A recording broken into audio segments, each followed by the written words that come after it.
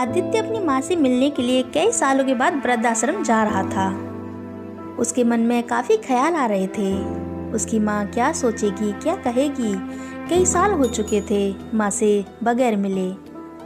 हाँ, पैसे हर महीने भेजता था और उनका बड़ा बेटा भी पैसे भेजते रहता था। बड़े बेटे ने काफ़ी समय पहले रिश्ता ख़त्म कर लिया था। आदित्य से बात होती थी कभी कभी।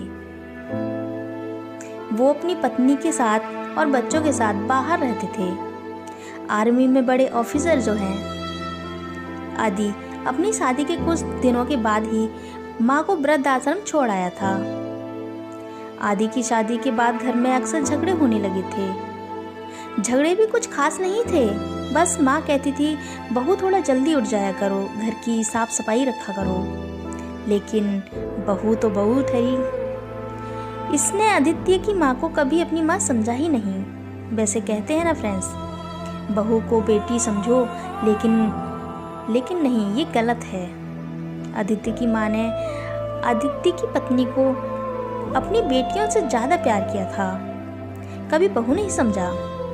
पर मज़ा तो तब है ना फ्रेंड्स, जब बहू भी सास को सास ना समझकर माँ समझे। खैर छोड़ो इन सब बातों को।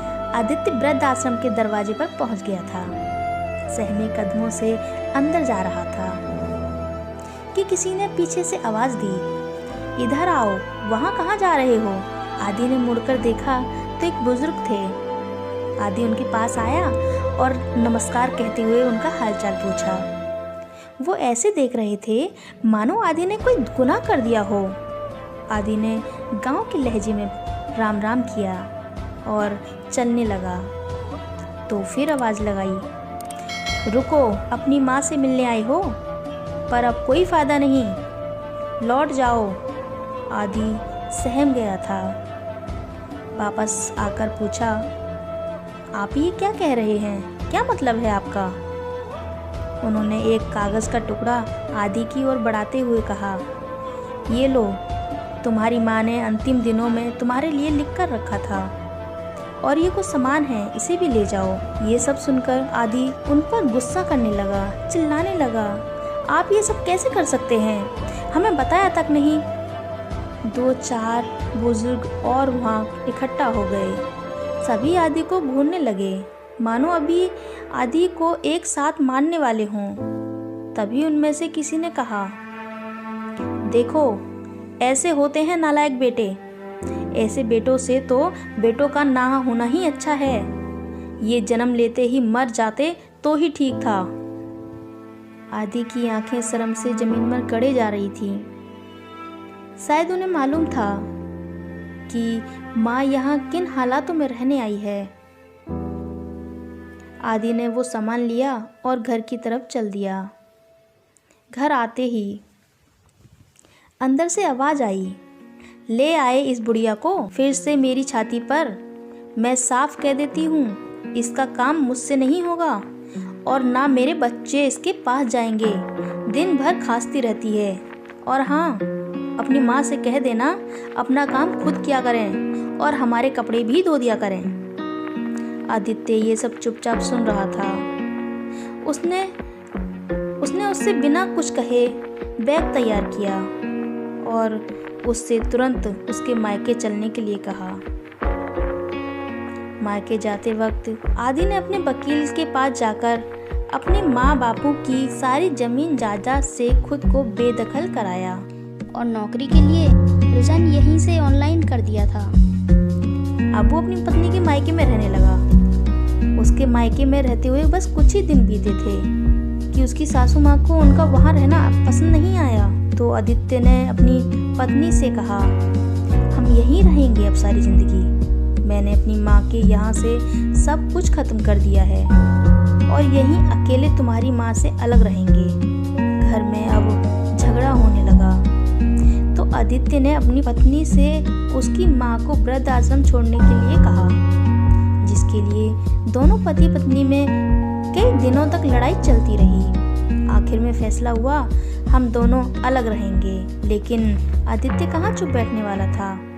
उसने कहा, नहीं, तुम्हारी माँ घर का सारा काम करेगी और तुम अपने बच्चों की अच्छे से देखभाल करना बस। अगर इतना नहीं हो सकता तो बता दो, मैं इन्हें वृद्धाश्रम छोड़ आता हूँ। अब आदित्य की पत्नी की माँ की आंखों में पानी साफ दिखाई दे रहा था। शायद वो समझ गई थी, जैसा मेरी बेटी ने अपनी सास के साथ किया, ठीक वैसा ही आज मेरे साथ हो रहा है। ये सोचते हुए याद कर रही थी कि मैंने अपनी बेटी को कभी समझाया नहीं, हमेशा उसे उल्टी शिक्षा दी।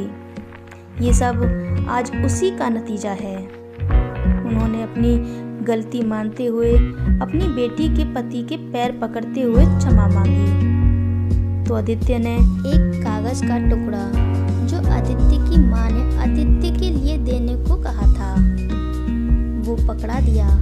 हालांकि वो आदित्य ने आज तक खोलकर नहीं देखा था, न ही पढ़ा था। उसे खोलकर जब उसकी पत्नी ने पढ़ा तो उसमें लिखा था, आदित्य बेटा, मैंने तुझे पढ़ाने और कामयाब करने के लिए कई हफ्तों तक भूखी रही, दूसरों के घर में काम किया। तेरे पिताजी के खत्म होने के बाद घर के हालात खराब थे तो मैंने भीख तक मांगी ताकि तुझे किसी चीज़ की कोई कमी ना हो। तेरे बड़े भाई ने काफ़ी समय पहले ही रिश्ता खत्म कर लिया था। तू मेरे बुढ़ापे का सहारा था, पर बेटा तूने जब तक मुझे घर पर रखा अपनी माँ को एक नौकरानी बनाकर रखा। खैर ये बात मुझे गलत नहीं लगती, अपने ही तो घर का काम था, पर तूने तो मुझे वृद्धाश्रम में मरने के लिए ही छोड़ दिया बेटा। मैं तेरे घर का सारा काम करती, तेरे बच्चों का काम करती, बदले में मुझे सिर्फ 2 वक्त की रोटी ही तो चाहिए थी। मैंने कभी और कुछ नहीं मांगा था। आज भी मुझे उम्मीद है तू शायद इस बार मुझे अपने साथ लेकर जाएगा, पर बेटा तेरे भेजे हुए पैसे आ जाते हैं, बस तू नहीं आता। आदित्य बेटा, तुम दोनों भाइयों के भेजे हुए पैसे तुम्हें मिल जाएंगे। मैं आज भी यहाँ खुद काम करके अपना पेट भर लेती हूँ और बहुत खुश हूँ। मेरे मरने के बाद तुम्हें नहीं बुलाया जाएगा। मेरा अंतिम संस्कार भी यही मेरे मुंह बोले भाई कर देंगे।